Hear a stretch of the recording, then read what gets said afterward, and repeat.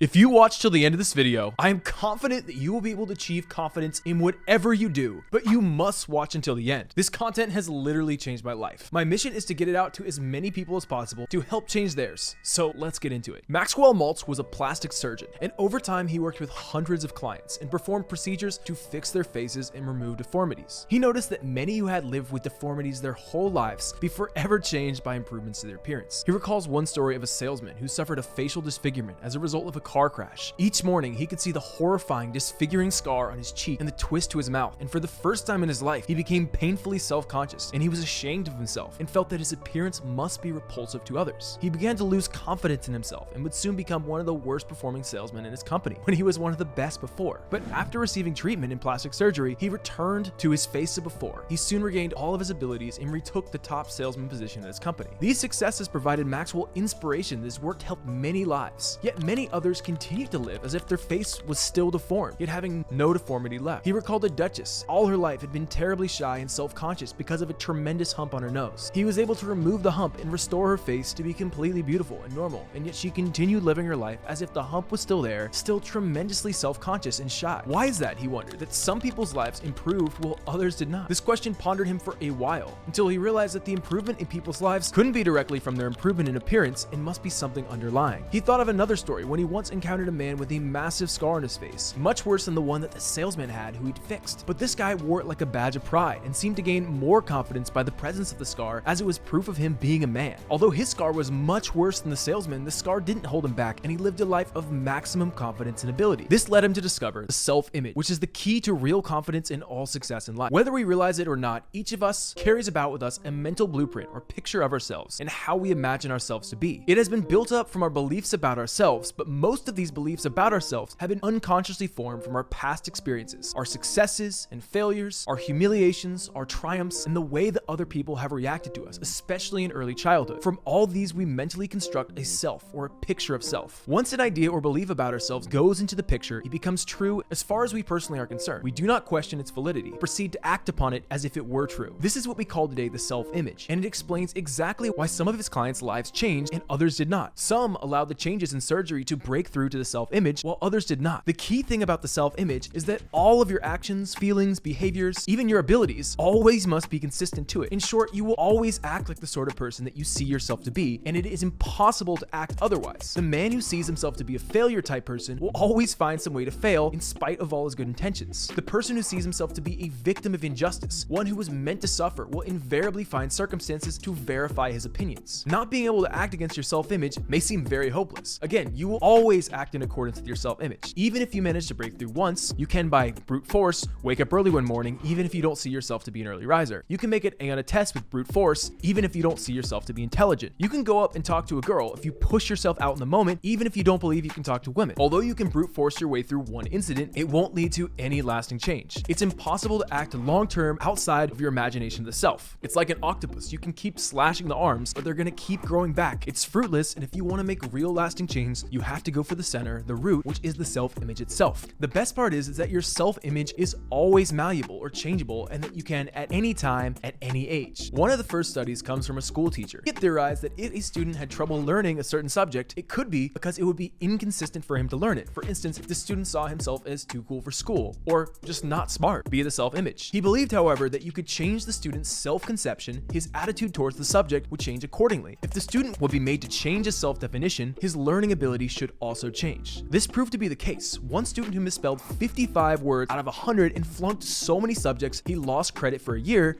became one of the best spellers in the school and made a general average of a 91. It would have made no difference sitting that boy down to study words over and over again. The big difference came by convincing the boy that he was smart and good at spelling. See, most people aren't held back by their actual abilities, but by their self-image telling them that they aren't able. You can imagine a box with a smaller box inside of it. The outer box is your actual abilities, while your inner box is what your self-image allows you to do. Success comes by pushing that inner box so that it's right up against the outer one and not holding you back in any way. A schoolboy who sees himself to be an F-type student or one that is dumb in math will inevitably find that his report card bears him out. He has his proof. A young girl who has an image of herself as a bad saleswoman will inevitably find that she doesn't make sales. There is her proof, and both of these individuals invite rejection in. Now, backing up here to why and how this works. Now, there are two parts of your mind, a subconscious and a conscious mind. Your mind is like like a machine. The subconscious mind is a goal-achieving mechanism. It takes goals that your conscious brain sets for it and sets to work on making them happen. It's where the majority of work takes place, whether you notice it or not. But it first requires the conscious part of your brain to put a goal in motion. Without directly thinking about goals, hammering them into the mind, the subconscious brain won't have anywhere to go. Then, once you have a goal, it must be filtered through your self-image. If it is congruent or in line with your self-image, it passes through to your subconscious, where it can go to work at unconsciously getting you there. If not, it gets rejected. If you try to set a goal to go talk to that girl, but your self-image says, I suck talking to women, you won't be able to do it. Even if you muster up the courage to do it once, this is not a lasting change because the root isn't challenged. If you try to give a speech, but your self-image says, I'm not good at speaking in public, then your subconscious will set you up for failure because the goal can't make its way through. The subconscious brain is the most powerful tool we have as humans. What sets humans apart from other animals is we can actually set the goals that our subconscious works on. But first, we must actually feed a goal through. And second, we must make sure our self-image is not filtering it out. So now we must change the self-image. So let's turn to how. The good news is, like we've said, the self-image is malleable, meaning it is always able to be changed whether you're 15 or 50. The best thing here is the self-image cannot tell the truth from the vividly imagined. Human brains are storytelling driven, not data or statistics driven, meaning we experience the world through stories that could be true or could be twisted in our mind to create narratives. When you remember a story, a lot of elements may have been accurate, but you also may have shifted something around that didn't actually occur that fits the narrative in your brain. You could have distorted events or given meaning to things that actually had no meanings. It's how 3 people can recall an event that they all experienced together completely differently. The fact that the self-image cannot tell the truth from the vividly imagined can be dangerous. It's what enables you to believe generalizations about yourself that aren't true, like I am a failure, I'm socially inept, I can't talk to women, but it also helps when it comes to changing your self-image. You can change your self-image with experience that are vividly imagined enough regardless of whether they're real or not. This is the same reason why affirmations and manifestations work. That type of repetition and telling yourself something will implant it in your brain, but it will only work if you believe it works. So people that don't believe in manifestations, it won't work because they aren't giving the power and authority to the brain. They're telling themselves that it won't work. If you believe in God, it's the same reason why prayer can work to still actual changes in you, because you have the belief in the power. This is the same reason why hypnotists are able to convince someone of something once they have asserted themselves as a figure of authority in their brain. This is the process of most. You can find videos on YouTube of hypnotists convincing others that they are asleep, cold, hot, and all through the power of authority in their brain to the point where they believe that it's true. Now, you can go to a hypnotist and have them do this for you, but what's even better is that you give the power to yourself. If we feed information and data into our subconscious to the effect that we are ourselves unworthy, inferior, undeserving, incapable, the data is processed and acted upon as any other data, giving us an answer in the form of an objective experience. The start to rewiring this part of your brain consists of learning, practicing, experimenting new habits of thinking, imagining, remembering, and acting in order to develop an adequate and realistic self-image. And we can use our subconscious to bring success and happiness into achieving your particular goals. The important thing is not to remember misses, such as saying, I failed, not I am a failure.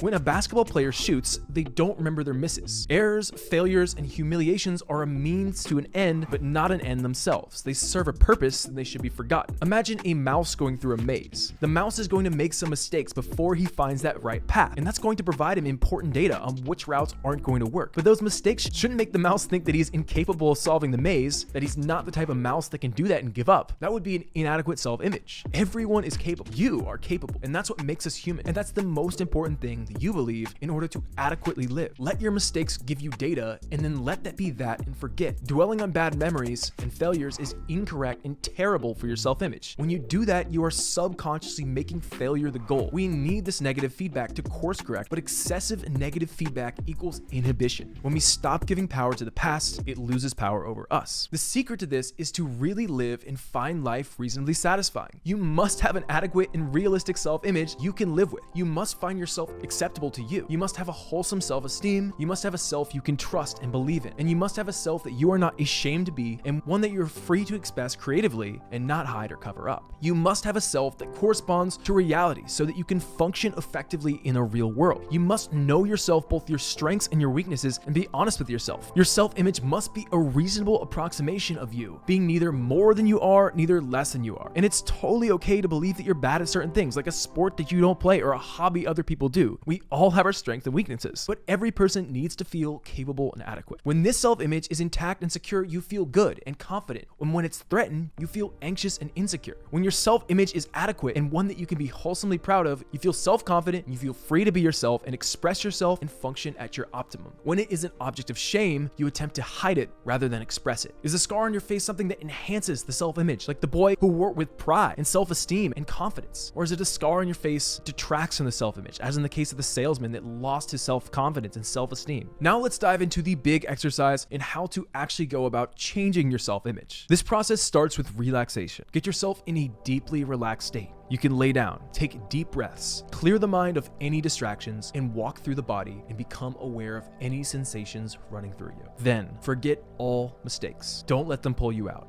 Mistakes are a means to an end, not an end themselves. Remember that the most successful people have failed the most. Everyone has to make mistakes to become successful, and they don't define you. Then you need to give your brain full authority and walk yourself through successes. You can do two things. Number one, make a list of actual successes you've experienced. This works if you have big things that you've accomplished, and I'm sure most people can at least think of a few big accomplishments that they've had, something that they can be proud of and think back to. This works because you already know it exists. It's something that you can actually call back to have happened. The second process would be to vividly imagine an event as if it were real and had happened or is happening in the moment. For number two, the most important thing is that you give your brain full authority and trust. If you are in the back of your head throughout this whole process telling yourself, oh, this is fake, it didn't actually happen, it won't work. That's why you have to give over full control and why this works best in a fully relaxed state. So do not fight the feeling and go through all of your senses and imagine how you would feel in every element as you're completing it successfully. If it's going up and talking to a girl, imagine it going well and the emotions and how do you feel and what do you smell and what do you see. If you're imagining closing a business deal for $100,000, imagine the handshake, imagine what you say, imagine yourself going through all of the emotions and repeat this over and over again. For this to work, the practice has to become regular. It's a very common practice with golfers that will imagine going through their swing before they golf, and the practice is so common because it works. By imagining the action before it takes place, they can see it going well, and that visualization they can use when they're actually doing it. Now think about your self-image and how you currently feel and all those things that you would want to change. Then walk through a scenario for each. This process gets easier and better with time. The natural reaction is always to fight. You must let your words have power, carry through the mind. But the most important belief to distill into your self-image is that you are adequate, you are complete, you are capable, and you deserve happiness. You can imprint these things because they are unquestionably true. Every person is adequate, and every person deserves happiness. The key to happiness is don't judge yourself against someone else's norm. Judge yourself via your own, because there are no fixed standards. In order for this to work well, you need daily consistency. Stay with it, continue this process, and the results will start to come. This is the way towards an adequate self-image, confidence, success, and a happy life. Now you may say, Connor, I can't make change with imagination alone. I need to actually get real-world data. And it's true, this is just the start. After a point, you must start going through the actions in real life. Making sales, talking to the girl, taking the test, learning the skill. You first must have distilled the belief that you are capable and that you are adequate. As you go through these actions, you must make it known that you fail, you aren't a failure. You make mistakes, mistakes do not make you. The most successful people fail more than anyone. What makes them successful and successes is they don't let their failures get to them. They take the data it gives them, get back, and try again a little better. Becoming good at anything is literally just the belief that you can do it in deep practice. No one was ever good at anything without lots of practice,